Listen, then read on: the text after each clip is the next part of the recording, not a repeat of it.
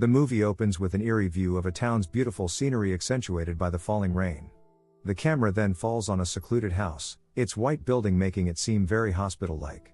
Inside the house, a woman is staring outside the screen door. She then grabs her car keys and heads outside. Going over to the local butchery, she hands the clerk a brown paper bag, and he asks her if she is okay as she seems disturbed by something. Grabbing her groceries, the woman begins to head to her car, stopping to see a missing persons flyer of a woman. Suddenly, the woman begins to bleed from her mouth until she starts choking and falls, hitting her head on a steel pole and drowning in a water-filled ditch.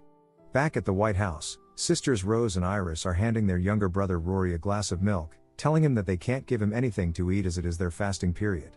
Suddenly, the two girls see a police car arriving at their property and rush out to where their father is speaking to the officer. After a brief interaction, their father, Frank, gets the devastating news that his wife is dead and is helped back to the house by his daughters.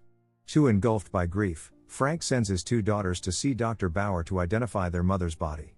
When the doctor tells them he only needs one of them to do it, Iris, as the older sister, takes the lead and follows him to a different room. During the autopsy, Dr. Bauer discovers that their mother had an early sighting of Parkinson's disease. After they return home, Rose asks her father about their sacred ritual, and he informs her that they would continue without interruption. Looking at Iris, he tells her that it is her responsibility as the oldest daughter, as was their tradition. In a flashback, we see Frank driving down an empty road when he sees a young woman whose car has broken down and abducts her. The following day, in the town's police station, two concerned parents are sitting in front of the sheriff, worriedly telling him that they haven't heard from their daughter, who hadn't come home the previous night. Mentioning the storm, Sheriff Meeks tries to explain to them that it was fairly normal for a person to not be able to make contact due to the lack of phone service, but decides to issue a missing persons report and flyers to make the parents feel better. Out in the town, Dr. Bauer is on a walk with his dog and is surprised when his pet finds a bone down by the creek. Returning home, the doctor calls the sheriff and leaves him a message informing him that he has found something strange and asking him to call him back as soon as possible. Back at Parker's residence, Frank is speaking to their next-door neighbor, Marge, and thanks her for helping him when he broke down the previous night. Handing her an ornament, he tells her it was a little gesture of gratitude. He then asks her to watch over his young son while he and his daughters go to his wife's funeral, as he doesn't want him to see what is happening. In the back of the house, Rose and Iris are having a conversation about the upcoming ritual. Iris attempts to calm Rose down by telling her it is her responsibility now. When Rose suggests they refuse to do what their father is asking of them, Iris explains that she wants to get it over with so they have a whole year to plan something. In the back of the house, Rory is playing around the shed and begins to hear something coming from inside. Slowly walking inside, he opens the door his father had warned him never to go through and is startled when he hears a woman crying behind a locked door, reaching out to him for help. Startled, he runs outside and runs into his father, who yells at him, telling him that he was not allowed there. Calming his son down, Frank carries Rory and takes him out of the shed. After attending the funeral, the family returns home, and Frank shakily gets out of the car. Giving Iris an old journal wrapped in a white cloth, that night Rose is braiding Iris's hair while she reads the old journal. Suddenly, a knock is heard on the front door, and Iris goes to answer it, surprised to see Deputy Anders. After saying his condolences, Anders shows her a picture of a missing person they knew from school and asks her if she has seen her around. Mentioning that she hasn't seen the girl, Iris tells him to check with the people living in the trailer park up the street. Just before leaving, Anders awkwardly asks Iris out on a date, but she refuses, telling him to ask her on a different day. Up in her room, Rose continues to read the old journal, which talks about the family who first arrived at the land, written from the perspective of the daughter. During a heavy winter, they were unable to find any food, forcing her father and uncle to go looking for something to hunt. Days later, her father returned with fresh meat and told his family that his brother had continued to find more food, but she knew it was a lie, knowing that what they were consuming was his flesh. After her conversation with Anders, Iris goes to speak to her father about stopping their traditional practices, asking him to let them be normal.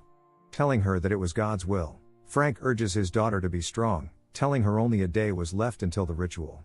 Meanwhile, Dr. Bauer heads over to Sheriff Meeks' house and shows him the bone, telling him that he believes it is human. Assuming the old man was being paranoid because his daughter had recently vanished, Meek tells Bauer to stop overthinking, urging him to take a vacation. Unwilling to let it go, Bauer contacts Anders the following day and shows him what he has found. Although Anders feels like the old man is grasping at straws, he sees that Bauer is agitated and offers to come over to his house so he can show him where he found the bone. Back at the Parker residence, Iris and Rose are worried about their younger brother and rush to their neighbor Marge to ask for help. After she comes over to check on him, she informs them that the boy simply has a small fever and should be alright. While Frank is walking her out, Marge suggests they take the child to the hospital, but Frank brushes off the idea, telling her they didn't have the money and that the boy should be fine. As soon as he closes the door, Frank collapses on the chair beside him and tells Iris that it's time. The scene changes, and we are taken centuries back as the girl from the journal narrates the story of the beginning of their strange ritual. After their father had provided them with their first batch of meat, he started to go insane, hiding out in the caves and quoting scripture. Once their mother dies, their father reveals that he has been feeding them human flesh and entrusts their survival to his oldest daughter, having her carve up their mother so they can eat her. After the reports are received by Bauer, Anders and other police officers head down to the overflowing creek and are shocked to find the dead body of the recently missing girl. The police dread the news they have to give the girl's parents. Back in the Parker household, Iris takes Rose down to the basement to perform the planned ritual. Opening the locked door, they find the girl their father had kidnapped in chains and pull her out. Although reluctant to do it, Iris takes charge and bashes the girl's head in. Once the woman is dead, Iris and Rose clean up the woman and begin to delicately carve her up as per the instructions in the book. After they had completed the task, the girls were shaken by what they had to do. Traumatized by the tradition forced upon them, the two sisters decide that they would never perform the ritual again, even if their father forced it upon them. After cooking the woman they had carved up into a stew and serving it up as dinner for the family, remembering what they had done to the woman, Rose has a hard time eating the food, but Frank forces her. The following morning, Rose hurriedly wakes Iris up from sleep and shows her Anders searching up and down the creek. Hoping to distract him from his search and seeing his wet shoes, Iris calls him into the house, offering to give him her father's spare socks. When she asks him what he is searching for, he explains that the flood has swept some bones down the street, telling her that the doctor thinks it might be human. The announcement scares Iris, fearing that their secret might be discovered, and she tells Anders that there was an old cemetery down the road, mentioning that the bones might be from their old relatives. Fascinated by the discovery of more small bones and tissue, Dr. Bauer launches into more research and realizes that he has diagnosed Iris's mother wrong, finding out that she had Kuru disease, which came about from cannibalism. Out in the woods, Anders confesses his feelings for Iris, and the two begin to kiss passionately. The two fall on the ground and begin making love when suddenly Frank appears out of nowhere and bashes Anders's head with a shovel, ordering his daughter to return home.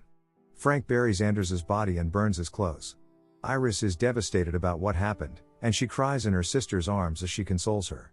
Angered by his daughters, Frank goes outside and begins to yell out scripture while hacking at a fallen tree. When he notices human bones floating inside the creek, Frank attempts to save as many of them as he can but realizes it is too many to collect. Realizing there is something very strange with the Parker family, Bauer goes to the station to find Anders since he is unable to reach him through his phone and is disappointed when the secretary tells him the deputy hasn't been in yet. After asking for Meek and finding out he was out on a call, Bauer goes into the sheriff's office by saying he had forgotten something inside and steals the officer's gun from the drawer. Leaving his dog with the secretary, Bauer heads out into town searching for Anders among the festival goers. Meanwhile, in the Parker residence, Frank dresses up in his suit and has a long prayer. He then goes over to his children's room and informs them that dinner is ready. While pouring the stew into a bowl, Frank hears Anders's phone and sees the message sent by Bauer, informing the deputy of his suspicions of the Parkers and that he was on his way to their residence, realizing that their secret is soon going to be discovered. Frank adds arsenic to the stew, planning to end himself and his entire family. While bringing the bread to the table, Rose notices the jar of poison and realizes what their father is planning for them. After their prayer, Rory tries to put a spoonful of the stew in his mouth, but Rose slaps the food away from him. Before her father could say anything, they hear someone knock at the front door and realize the doctor has arrived for a visit. When Bauer tells Frank that his situation is a bit sensitive, Frank has his children go up to their rooms.